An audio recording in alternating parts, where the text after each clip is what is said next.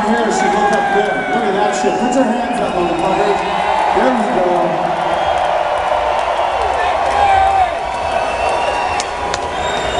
So Vince was talking a few minutes ago about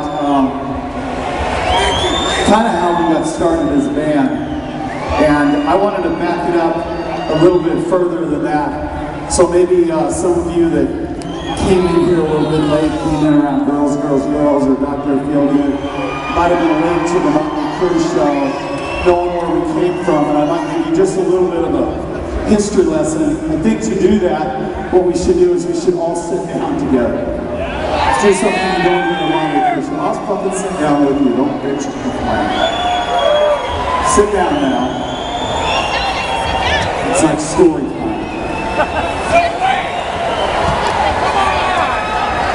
This girl's tits right here are so big that she can't sit down. She's just resting on the bed. See that, Tom? Oh, yeah. Okay. So, it was 1981. I was a struggling musician in Los Angeles, California. And I've always believed that anything that you do, as a matter of fact, I'm 100% positive, anything that happens in your life, whether it's good or bad, starts with an action. It starts with an idea. I was in a band, and I was playing, and I had an idea. At the time, it seemed like a bad idea. I looked at my band. We were playing. I was looking at them. They were playing. I was looking at them. I quit playing. They looked at me, and they said, "What's your problem?" And I said, "You're my fucking problem." And I quit my band. Now, as I walked home from rehearsal, and I do mean I walked home because I didn't have a car, I was thinking to myself, well, this was probably a bad idea. And then all of a sudden, it popped into my head. I thought, there must be at least 3 other guys in Los Angeles, California, that wants to rip the fucking heart out of the music industry. Because at the time, it was the fucking Go-Go's and the Mac, and I was 21 years old, and that shit sucked ass. So as I was walking, I was thinking, fuck, there's no one in this whole fucking city that looks, thinks, or wants to be what I want to be. And on a Thursday night, for no fucking reason, I had a second idea. And that was to go to Hollywood, California, go to a club called the Starwood, and there he was. I walked through the door, I could see him right now. He was on his fucking drums, and he was pounding the fucking shit out of those drums.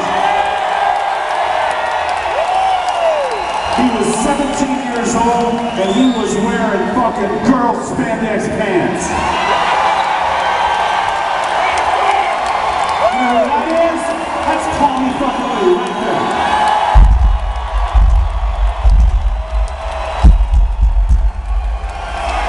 You gotta get up.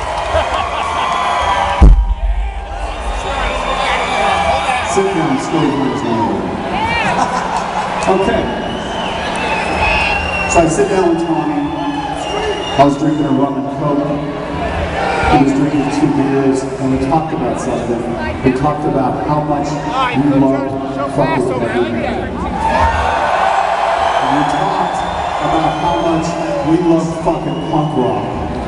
And we talked about how much we loved great bands that came out of the 70s, like fucking Queen and David Bowie and Elton John and Aerosmith, and as a matter of fact, fucking Alice Cooper. So we set up shop, we started writing songs, and we had these songs like Starry Eyes, Public Enemy, Number 1, Take You to the Top, On With the Show, Live Wire, and we didn't have a guitar player. So you know what we did? We went to 7-Eleven to buy some fucking beer. We picked up a magazine called The Recycler Magazine, and there was an ad in there, and I'll never forget it. It said, loud, rude, aggressive guitar player. Only call me if you're serious. My name is Nick fucking Mars.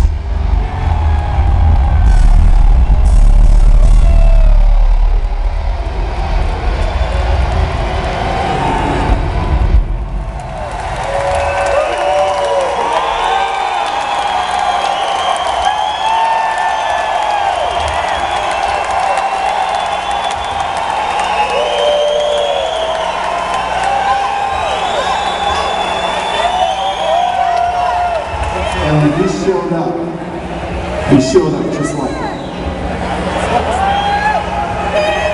So we're sitting there, we're playing these songs, and we're fucking serious as a heart attack. We fucking mean what we say, we're saying what we mean, but we're missing a very important element, and that was the lead singer.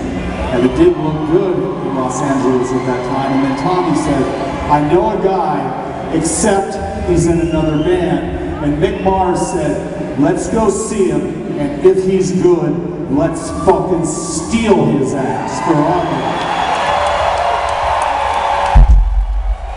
So we went back to the Starwood, the three of us leaning up against the wall, black leather pants, black shirts, black eye makeup, and out walked this motherfucker on stage in white leather pants, a white fucking jacket, bleached white hair, and he was leaning into the microphone singing some Cheap Trick. Never heard a voice like that, and I'll tell you what, on top of that, all the girls were taking their fucking pussies out and fucking throwing them at him, and he was catching them like this. You know what that is? That's Vince fucking Neil right there.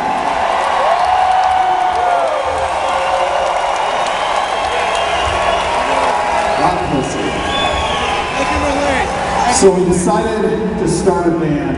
We had $26 to our name. We went to Burbank, California. And that one idea turned into this. We set up shop. We had one day and only one day. If it didn't work, we were going to have to get day jobs.